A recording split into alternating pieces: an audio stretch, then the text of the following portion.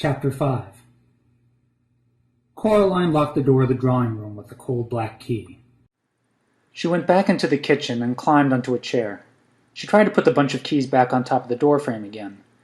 She tried 4 or 5 times before she was forced to accept that she just wasn't big enough, and she put them down on the counter next to the door. Her mother still hadn't returned from her shopping expedition.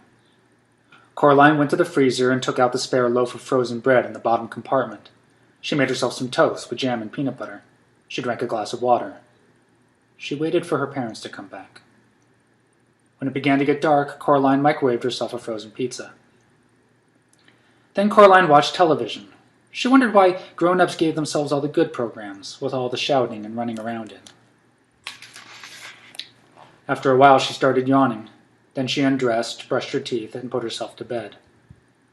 In the morning, she went into her parents' room, but their bed hadn't been slept in, and they weren't around.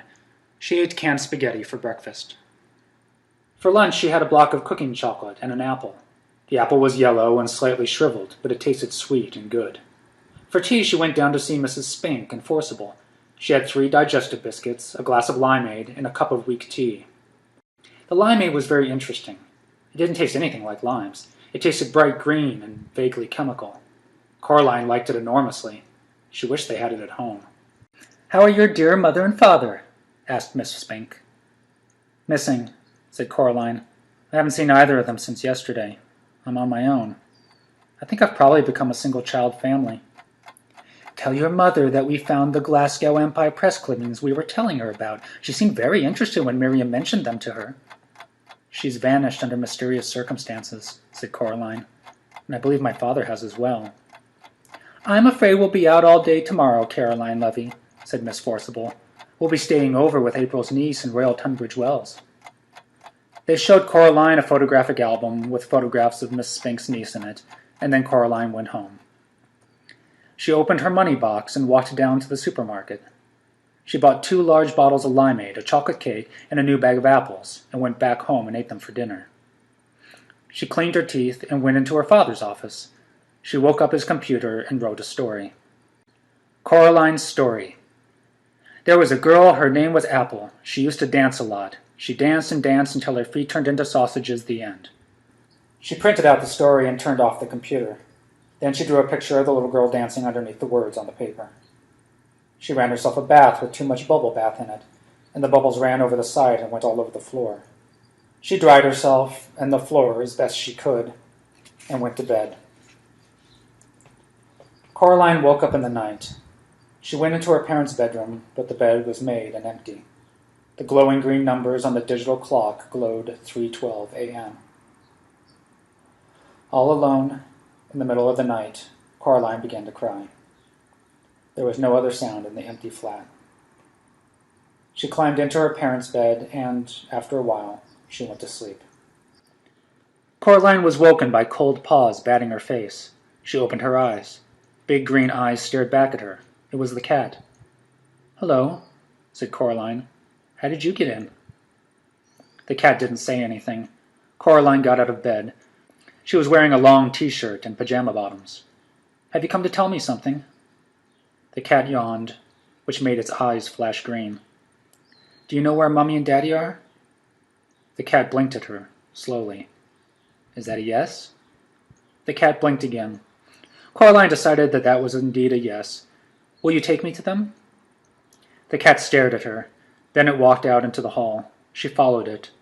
It walked the length of the corridor and stopped down at the very end, where a full-length mirror hung. The mirror had been, a long time before, the inside of a wardrobe door. It had been hanging there on the wall when they moved in, and although Coraline's mother had spoken occasionally of replacing it with something newer, she never had. Coraline turned on the light in the hall. The mirror showed the corridor behind her. That was only to be expected. But reflected in the mirror were her parents. They stood awkwardly in the reflection of the hall. They seemed sad and alone. As Coraline watched, they waved to her, slowly, with limp hands. Coraline's father had his arm around her mother. In the mirror, Coraline's mother and father stared at her. Her father opened his mouth and said something, but she could hear nothing at all. Her mother breathed on the inside of the mirror glass, and quickly, before the fog faded, she wrote, "Help us." with the tip of her forefinger. The fog on the inside of the mirror faded, and so did her parents, and now the mirror reflected only the corridor and Coraline and the cat. "Where are they?" Coraline asked the cat. The cat made no reply, but Coraline could imagine its voice, dry as a dead fly on a windowsill in winter, saying, "Well, where do you think they are?" "They aren't going to come back, are they?" said Coraline. "Not under their own steam." The cat blinked at her. Coraline took it as a yes. "Right," said Coraline. "Then I suppose there's only one thing left to do." She walked into her father's study. She sat down at his desk. Then she picked up the telephone and she opened the phone book and telephoned the local police station. "Police," said a gruff male voice. "Hello," she said. "My name is Coraline Jones." "You're up a bit after your bedtime, aren't you, young lady?" said the policeman. "Possibly," said Coraline, who was not going to be diverted. "But I am ringing to report a crime." "And what sort of crime would that be?" "Kidnapping. Grown-up napping, really. My parents have been stolen away into a world on the other side of the mirror in our hall." "And do you know who stole them?" asked the police officer. Coraline could hear the smile in his voice, and she tried extra hard to sound like an adult might sound, to make him take her seriously. "I think my other mother has them both in her clutches. She may want to keep them and sew their eyes with black buttons, or she may simply have them in order to lure me back into the reach of her fingers. I'm not sure." "Ah, the nefarious clutches of her fiendish fingers, is it?" he said. You know what I suggest, Miss Jones?" "No," said Coraline. "What?" "You ask your mother to make you a big old mug of hot chocolate, and then give you a great big old hug. There's nothing like hot chocolate and a hug for making the nightmares go away. And if she starts to tell you off for waking her up at this time of night, why, you tell her that that's what the policeman said." He had a deep, reassuring voice. Coraline was not reassured. "When I see her," said Coraline, "I shall tell her that."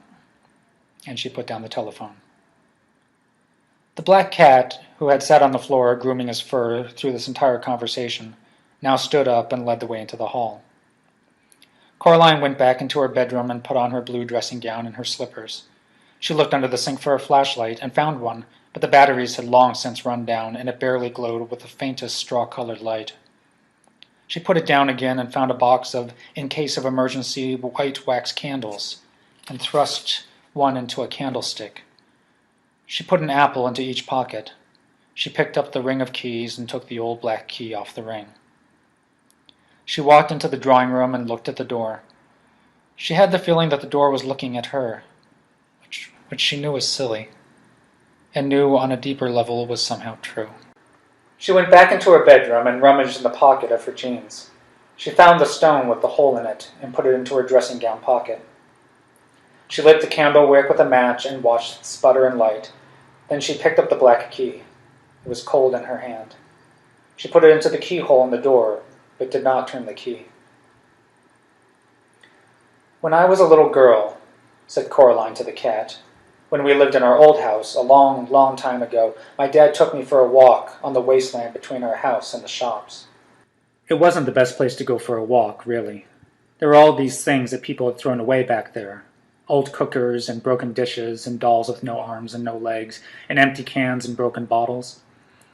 Mom and Dad made me promise not to go exploring back there because there were too many sharp things and tetanus and such. But I kept telling them I wanted to explore it, so one day my dad put on his big brown boots and his gloves and put my boots on me and my jeans and sweater, and we went for a walk. We must have walked for about 20 minutes. We went down this hill to the bottom of a gully where a stream was, when my dad suddenly turned to me. "Coraline, run away! Up the hill, now!" He said it in a tight sort of way, urgently, so I did. I ran away up the hill. Something hurt me on the back of my arm as I ran, but I kept running. As I got to the top of the hill, I heard somebody thundering up the hill behind me. It was my dad, charging like a rhino. When he reached me, he picked me up in his arms and swept me over the edge of the hill.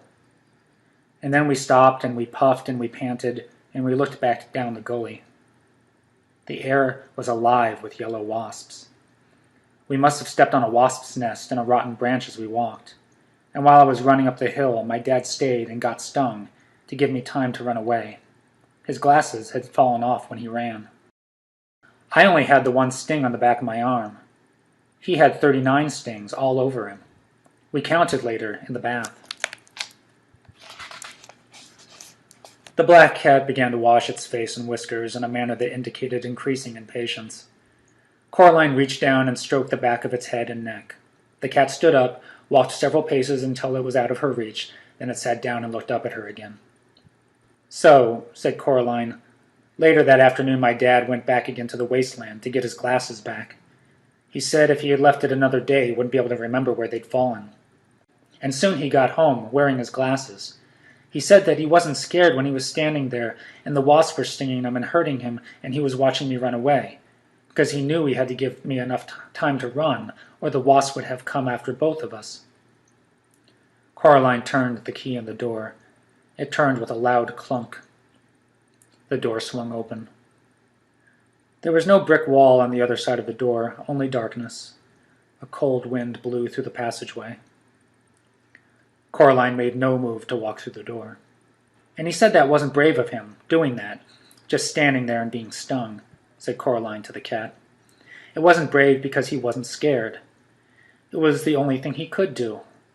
But going back again to get his glasses, when he knew the wasps were there, when he was really scared, that was brave." She took her first step down the dark corridor. She could smell dust and damp and mustiness. The cat padded along beside her. "And why was that?" asked the cat, although it sounded barely interested. "Because," she said, "when you're scared but you still do it anyway, that's brave." The candle cast huge, strange, flickering shadows along the wall. She heard something moving in the darkness, beside her or to one side of her, but she could not tell. It seemed as if it was keeping pace with her, whatever it was. "And that's why you're going back to her world, then?" said the cat. "Because your father once saved you from wasps." "Don't be silly," said Coraline. "I'm going back for them because they were my parents. And if they noticed I was gone, I'm sure they would do the same for me. You know, you're talking again." "How fortunate I am," said the cat, "in having a traveling companion of such wisdom and intelligence." Its tone remained sarcastic, but its fur was bristling, and its brush of a tail stuck up in the air. Coraline was going to say something like, "Sorry," or "Wasn't it a lot shorter walk last time?" when the candle went out as suddenly as if it had been snuffed by someone's hand. There was a scrabbling and a pattering, and Coraline could feel her heart pounding against her ribs. She put out one hand and felt something wispy, like a spider's web, brush her hands in her face. At the end of the corridor the electric light was on, blinding after the darkness. A woman stood, silhouetted by the light, a little ahead of Coraline. "Coraline, darling," she called. "Mum," said Coraline, and she ran forward, eager and relieved. "Darling," said the woman, "why did you ever run away from me?" Coraline was too close to stop, and she felt the other mother's cold arms enfold her. She stood there, rigid and trembling as the other mother held her tightly. "Where are my parents?" Coraline asked. "We're here," said the other mother, in a voice so close to her real mother's that Coraline could scarcely tell them apart. "We're here. We're ready to love you and play with you and feed you and make your life interesting." Coraline pulled back, and the other mother let her go, with reluctance. The other father, who had been sitting on a chair in the hallway, stood up and smiled. "Come into the kitchen," he said. "I'll make us a midnight snack. And you want something to drink? Hot chocolate, perhaps?" Coraline walked down the hallway until she reached the mirror at the end. There was nothing reflected in it but a young girl in her dressing gown and slippers, who looked like she had recently been crying, but whose eyes were real eyes, not black buttons, and who was holding tightly to a burned-out candle and a candlestick. She looked at the girl in the mirror, and the girl in the mirror looked back at her. "I will be brave," thought Coraline. "No, I am brave." She put down the candlestick on the floor, then turned around. The other mother and the other father were looking at her hungrily. "I don't need a snack," she said. "I have an apple. See?" And she took an apple from her dressing-gown pocket, then bit into it with relish and an enthusiasm that she did not really feel. The other father looked disappointed. The other mother smiled, showing a full set of teeth, and each of the teeth was a tiny bit too long. The lights in the hallway made her black button eyes glitter and gleam. "You don't frighten me," said Coraline, although they did frighten her very much. "I want my parents back." The world seemed to shimmer a little at the edges. "Whatever would I have done with your old parents? If they have left you, Coraline, it must be because they became bored of you, or tired. Now, I will never become bored of you, and I will never abandon you. You will always be safe here with me." The other mother's wet-looking black hair drifted around her head like the tentacles of a creature in the deep ocean. "They weren't bored of me," said Coraline. "You're lying. You stole them." "Silly, silly Coraline. They are fine wherever they are." Coraline simply glared at the other mother. "I'll prove it," said the other mother, and brushed the surface of the mirror with her long white fingers. It clouded over as if a dragon had breathed on it, and then it cleared. In the mirror it was daytime already. Coraline was looking at the hallway, all the way down to her front door. The door opened from the outside, and Coraline's mother and father walked inside. They carried suitcases. "That was a fine holiday," said Coraline's father. "How nice it is not to have Coraline anymore," said her mother with a happy smile. "Now we can do all the things we always wanted to do, like go abroad, but were prevented from doing by having a little daughter." "And," said her father, "I take great comfort in knowing that her other mother will take better care of her than we ever could." The mirror fogged and faded and reflected the night once more. "See?" said her other mother. "No," said Coraline, "I don't see, and I don't believe it either." She hoped that what she had just seen was not real, but she was not as certain as she sounded. There was a tiny doubt inside her, like a maggot in an apple core. Then she looked up and saw the expression on her other mother's face, a flash of real anger, which crossed her face like summer lightning, and Coraline was sure in her heart that what she had seen in the mirror was no more than an illusion. Coraline sat down on the sofa and ate her apple. "Please," said her other mother, "don't be difficult." She walked into the drawing room and clapped her hands twice. There was a rustling noise, and a black rat appeared. It stared up at her. "Bring me the key," she said.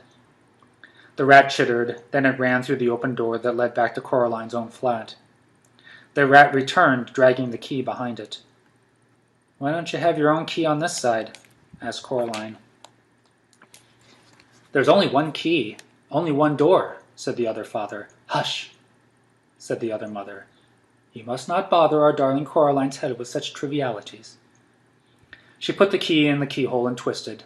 The lock was stiff, but it clunked closed. She dropped the key into her apron pocket. Outside, the sky had begun to lighten to a luminous gray. "If we aren't going to have a midnight snack," said the other mother, "we still need our beauty sleep. I am going back to bed, Coraline. I would strongly suggest that you do the same." She placed her long white fingers on the shoulders of the other father, and she walked him out of the room. Coraline walked over to the door at the far corner of the drawing room. She tugged on it, but it was tightly locked. The door of her other parents' bedroom was now closed. She was indeed tired, but she did not want to sleep in the bedroom. She did not want to sleep under the same roof as her other mother. The front door was not locked. Coraline walked out into the dawn and down the stone stairs. She sat down on the bottom step. It was cold. Something furry pushed itself against her side in one smooth, insinuating motion. Coraline jumped, then breathed a sigh of relief when she saw what it was. "Oh, it's you," she said to the black cat. "See," said the cat. "It wasn't so hard recognizing me, was it? Even without names." "Well, what if I wanted to call you?" The cat wrinkled its nose and managed to look unimpressed. "Calling cats," it confided, "tends to be a rather overrated activity. Might as well call a whirlwind." "What if it was dinner time?" asked Coraline. "Wouldn't you want to be called then?" "Of course," said the cat, "but a simple cry of 'dinner' would do nicely. See? No need for names." "Why does she want me?" Coraline asked the cat. "Why does she want me to stay here with her?" "She wants something to love, I think," said the cat. "Something that isn't her. She might want something to eat as well. It's hard to tell with creatures like that." "Do you have any advice?" asked Coraline. The cat looked as if it were about to say something else sarcastic. Then it flicked its whiskers and said, "Challenge her. There's no guarantee she'll play fair, but her kind of thing loves games and challenges." "What kind of thing is that?" asked Coraline. But the cat made no answer, simply stretched luxuriantly and walked away. Then it stopped and turned and said, "I'd go inside if I were you. Get some sleep. You have a long day ahead of you." And then the cat was gone. Still, Coraline realized it had a point. She crept back into the silent house, past the closed bedroom door, inside which the other mother and the other father... What? She wondered. Slept? Waited? And then it came to her that, should she open the bedroom door, she would find it empty, or, more precisely, that it was an empty room and would remain empty until the exact moment that she opened the door. Somehow, that made it easier. Coraline walked into the green and pink parody of her own bedroom. She closed the door and hauled the toy box in front of it. It would not keep anyone out, but the noise somebody would make trying to dislodge it would wake her, she hoped. The toys in the toy box were still mostly asleep, and they stirred and muttered as she moved their box, and then they went back to sleep. Coraline checked under her bed, looking for rats, but there was nothing there. She took off her dressing gown and slippers and climbed into bed, and fell asleep with barely enough time to reflect, as she did so, on what the cat could have meant by a challenge.